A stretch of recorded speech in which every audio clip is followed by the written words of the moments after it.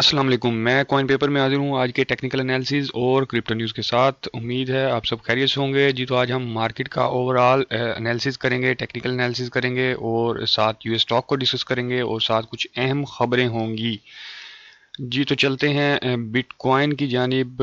تو but coin ابھی form ہونے لگا ہے ایک ہیڈ اینڈ شولڈر پیٹرن۔ یہ کہاں اور کس وقت مکمل انٹیکٹ ہو جائے گا اور آپ نے کیا کرنا ہے اس کے بارے میں ہم ڈسکس کرتے ہیں جی۔ یہ ہیڈ اینڈ پیٹرن پہلے میں آپ کو ڈرا کر کے دکھا دوں کہ کیسے بن رہا ہے جی۔ یہ head and shoulder pattern form ہو رہا ہے جی۔ یہ ہیڈ اینڈ شولڈر کے فارم ہو رہا ہے۔ اگر یہ انٹیکٹ کب ہوگا جی؟ انٹیکٹ ہوگا جب بھی آپ بٹ کوائن کا ڈمپ دیکھیں 16900 کا، 16900 سے 850 تک کا اگر آپ اس کے اندر ڈمپ دیکھتے ہیں تو یہ ہیڈ اینڈ شولڈر جو ہے انٹیکٹ ہو جائے گا۔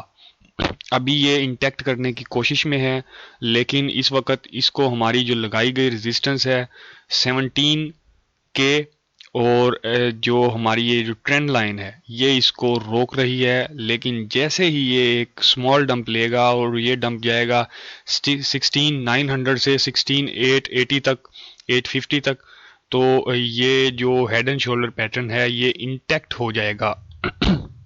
اور اس کا جو آپ دیکھیں گے جو امپیکٹ زون بنے گا وہ اس کا امپیکٹ زون بنے گا آلموسٹ یہاں تک۔ تو جو یہ ایریا ہوگا یہ اس کا بنے گا امپیکٹ زون، ٹھیک ہے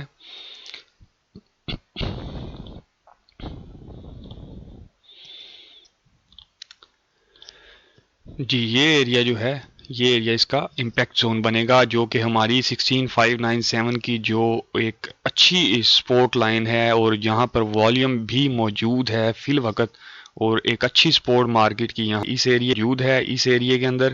تو یہ ایریا جو ہے وہ اس کو ایک اچھی سپورٹ دے گا، اور یہاں تک اس ہیڈ اینڈ شولڈر اگر یہ فارم ہو جاتا ہے جو کہ انٹیکٹ ہوگا 16900 ٹو 16880 تک، تو یہ جیسے ہی یہاں پر آئے گا تو انٹیکٹ ہوگا، اور یہاں پر آپ پھر مارکیٹ کا ڈمپ دیکھ سکتے ہیں۔ تو اس کو دیکھتے ہوئے آپ اپنے آلٹس کو کا جو ہے وہ اس کا ڈیسیجن لے سکتے ہیں، آلٹس کوائن کا جو بھی آپ نے انویسٹ کیا ہوا ہے۔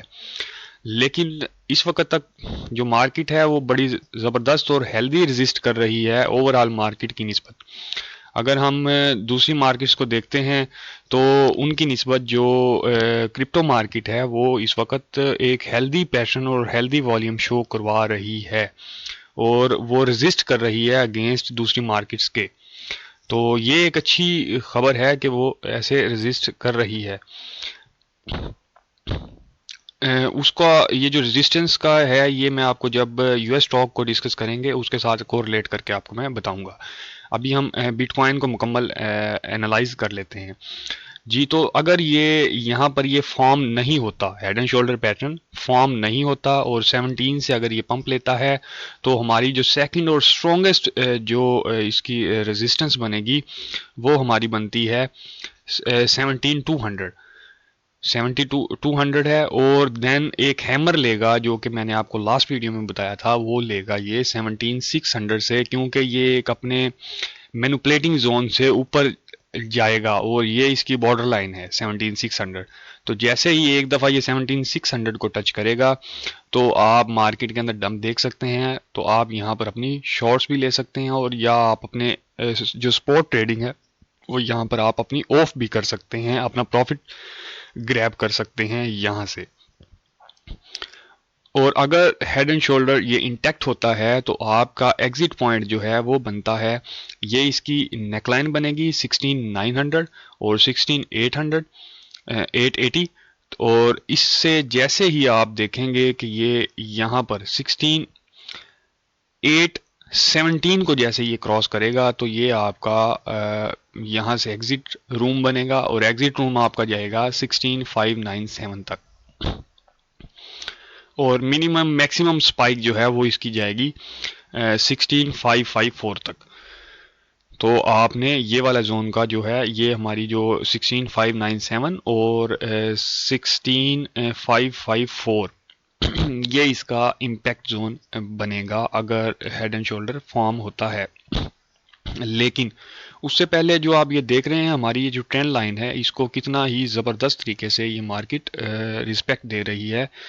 یہ دیکھیں یہاں سے یہ 4 آور جو ہے ٹائم فریم کا چارٹ ہے. تو آپ یہ دیکھیں یہاں سے جتنی بھی آپ دیکھ رہے ہیں کینڈل ایگزیکٹلی انتہائی پرفیکٹلی جو ہے نا اس کو سپورٹ ہماری جو لگائی گئی یہ جو ٹرینڈ لائن ہے یہ اس کو دے رہی ہے اور مارکیٹ اس کی فلی سپورٹ فلی رسپیکٹ کر رہی ہے. اور ہماری جو لگائی گئی اس 17K کی جو ایک ریزسٹنس لائن ہے جو کہ ابھی اس ٹائم اس کی ریزسٹنس بنی ہوئی ہے. اس وقت یہ ڈمپ لینے کی اس نے کوشش کی لیکن یہ ریزسٹنس لائن بنی ہوئی ہے. یہ یہاں پر اس کی سپورٹ بنی ہوئی تھی, یہاں پر اس کی ریزسٹنس بنی ہوئی تھی, یہاں پر اب یہ سپورٹ بنی ہوئی ہے. تو یہ آپ دیکھ رہے ہیں کہ ہماری جو 17K کی لائن ہے انتہائی پرفیکٹلی یہ دونوں جو ہیں اس کو مارکیٹ کو لے کر جا رہی ہیں اپنے ساتھ. تو لیکن اس کو یہ جو ڈوجی کینڈلز بنی ہوئی ہیں یہ بھی ڈوجی کینڈل ہے, یہ بھی اور یہ بھی ابھی فی الوقت تک ڈوجی کینڈل ہے لیکن 4 آور پیٹرن ہے. تو دیکھنا ہوگا کہ لاسٹ آور تک کیا ہوتا ہے اس کینڈل کا. تو اتنی ڈوجی کینڈل فارم ہونے کے بعد یہ ایک ڈمپ لے سکتا ہے کیونکہ مارکیٹ اس ٹائم پازڈ ہے. اور اتنی دیر اگر مارکیٹ پازڈ رہے اور والیوم پمپ کے لیے نہ آئے تو پھر ایک آپ سمال ڈمپ مارکیٹ کے اندر دیکھ سکتے ہیں. جو ڈمپ آئے گا تو اگر وہ یہاں تک آ جاتا ہے تو یہ ایک head and shoulder pattern intact ہو جائے گا اور آپ مارکیٹ کے اندر ایک فردر ڈمپ دیکھ سکتے ہیں.